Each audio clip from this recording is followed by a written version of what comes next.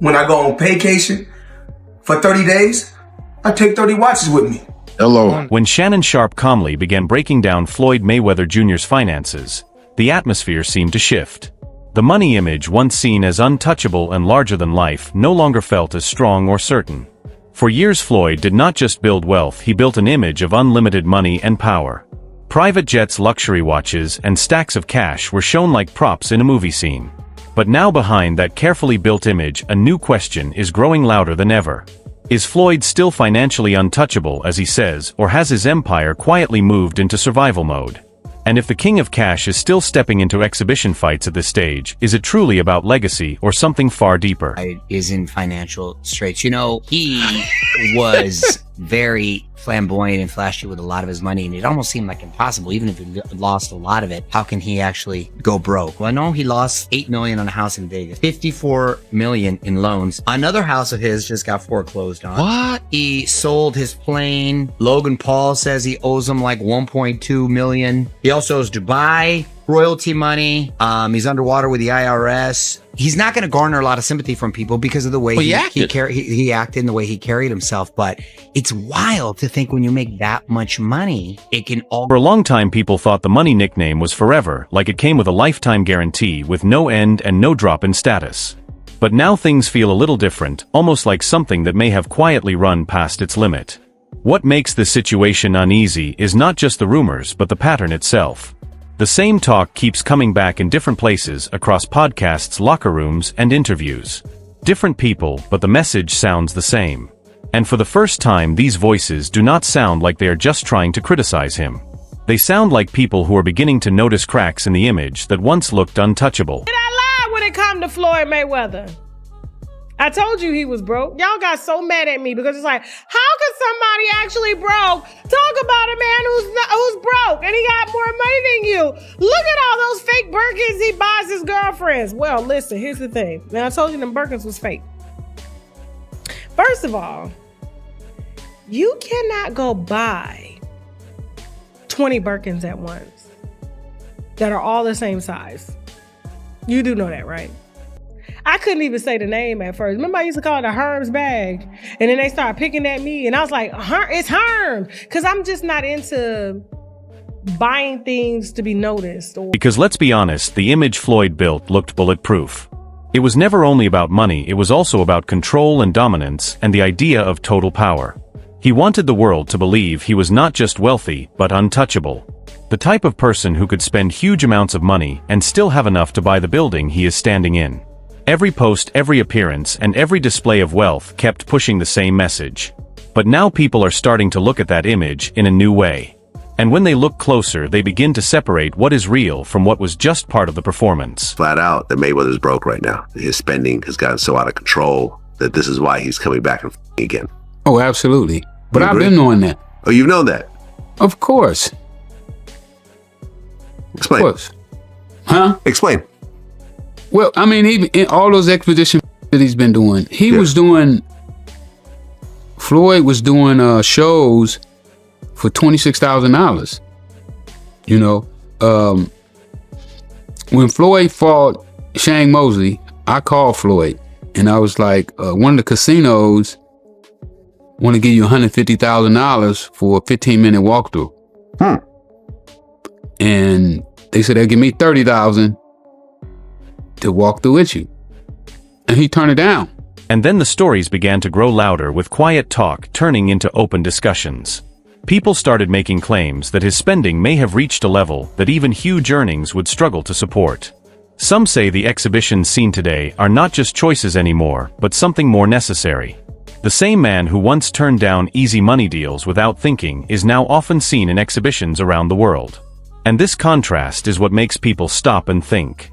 Because when a person's actions start to shift, it often suggests that something in the background has also changed. Someone may want to do a deal with me, but if someone going out there putting lies on my name, putting lies on me and my team and my family and hurting my business, we're not talking about millions. We're talking about billions of dollars.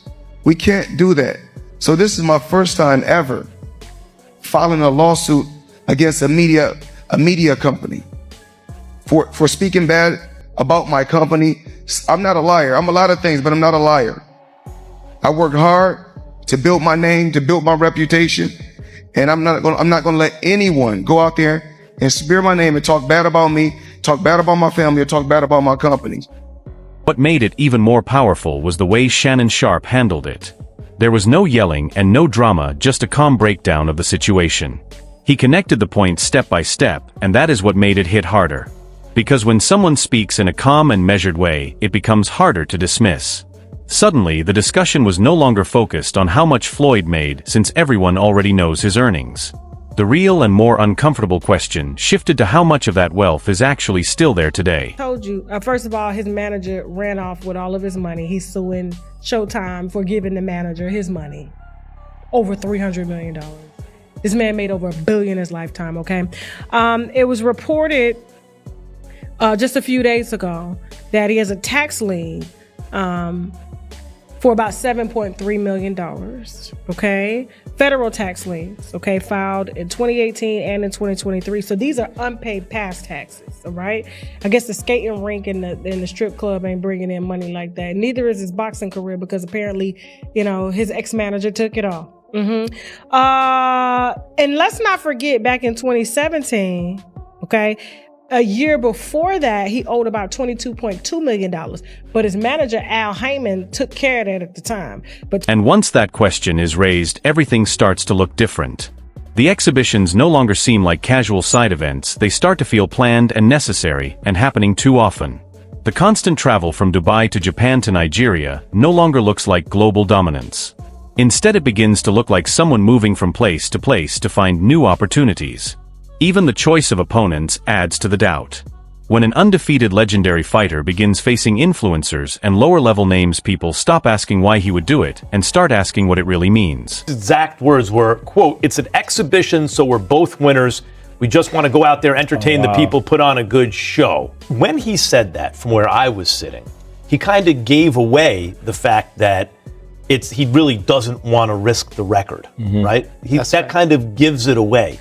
How do you feel about that? You're a respectful guy, but as a fighter, how do you feel about that position he's taken? As a fighter, I'm a fighter, and I respect everyone. I mean, opinion, I respect everyone's decision. But I hope that, and on that decision, announcement of Floyd Mayweather, he will, what he signed is a real fight, so he should fulfill his commitment. Because Floyd's way of living was never built to slow down, it was built to keep expanding. Multiple mansions, fleets of luxury cars, and non-stop high-end spending defined it. But the reality many people overlook is that this type of lifestyle is not a one-time expense. It requires money every single day. Upkeep, taxes, staff, and travel all continue without pause. And when a lifestyle turns into a system, it needs constant fuel to survive. Without that support, things slowly begin to fall apart. Later, he's running around with one of my guys, Link, from Memphis, and he's doing parties for $26,000, $30,000. So when I see him doing that, I'm like, Floyd doing a party for $25,000, $30,000? Something wrong with that. And this was like 6 years ago. I mean, look, Mayweather broke is not our version of broke, right? Me and you being broke means we're really broke. Mayweather broke means that, okay, he may have to sell off one of his homes. He may have to sell off a few watches. Well, they saying in New York, the guy that he was getting an apartment from is suing him for that apartment. That is where the pattern becomes harder to dismiss. There have been reports of lawsuits, old tax matters coming back into discussion, unpaid deals, and business ventures that raise questions. On their own, each situation can be explained. But when they are seen together, they begin to form a larger picture. Even fighters like Amir Khan have spoken up and questioned Floyd's decision, suggesting that some of his recent moves may be driven by financial reasons. And when someone from inside the boxing world raises these concerns, it carries more weight. Because they understand the sport and its business side better than most people watching from the outside. How much money has he made from boxing? There's a staggering number that he's earned an estimated $1.1 billion in his career from boxing. Like, the idea that Floyd could ever be broke just sounds absolutely ludicrous. Because no matter what habits you have, like, some people, there's people that says, yo, if you give them $5-10 million, they could never spend that money throughout their lifetime. Now, usually the real truth with whatever amount, just name an amount, is, well, At the same time, the comparison becomes impossible to avoid. Fighters like Canelo Alvarez follow a very different approach with planned fights, long-term investments, and steady controlled growth with less show and more structure. It is not about who has more money, but about whose wealth appears more secure. Right now, Floyd's wealth does not look stable. It looks active and constantly moving. And in finance, when something looks too active or always changing, it can sometimes be seen as a warning sign. When I think about Mayweather, I'm telling myself, how are we in this place right now? You should have had good people around you, making good decisions for you, so your money wouldn't look funny at this age. There should be no reason why at this moment of your life you are doing these boxing exhibitions. It's unnecessary, man. Mayweather's one of the best defense fighters. He on his come up, he was knocking people out. Money Mayweather, man, he was that guy. Now I'm hearing that the Netflix thing with Pacquiao and him, it's a lot of things going on. And I'm just telling myself, what is he doing, man? Then there is Manny Pacquiao, a man who once shared the biggest stage with Floyd. When he speaks, people tend to listen. And when he was asked about comebacks and exhibitions, his answer was very simple: it is for money. No drama, no extra explanation, just honesty. And when that comes from someone who walked the same path, it breaks the illusion completely and leaves behind a truth that many fans may not be ready to accept. Sparked rumors that you are bankrupt. How do you respond to that? I don't think you have publicly responded. Well, yet. everybody's entitled to their own opinion. I mean, if we call having 2 private jets, owning 100 buildings, being able to do what you want to do, if that's bankrupt, then I'm pretty sure everybody want to live like that. Huh? I'm 48 years old, and I've never sued a media outlet. The media outlet throughout my life has bashed me, talked bad about me, spoke bad about my family. Now, I've always been judged because how I have presented myself when I'm promoting a fight. You cannot. Then there is the business side, and it tells its own story. Mayweather Promotions once looked like a rising powerhouse built for the future, ready to stay strong long after Floyd's career ended. But now it feels much quieter and less dominant than before. Some fighters have chosen to leave and build their own brands, and others are creating distance in their own way without making a big scene. In business, silence often says more than announcements. Because when people start stepping away quietly, it usually signals that something behind the scenes is not working the same way it used to. In the end, this story is not just about money, it is about control. Floyd built his legacy on control, whether it was controlling opponents, controlling negotiations, or controlling how the world saw him. But now, for the first time in years, it feels like that control over the story is slipping, and the narrative is starting to shape him instead. That is the real change. Because in boxing, once perception starts to shift, everything else follows. The image fades first, then the influence weakens, and the same man who once set all the terms is left reacting instead of leading. The only question now is whether Floyd Mayweather can change the direction once again, or if this is the slow breakdown of one of the most carefully built empires in sports.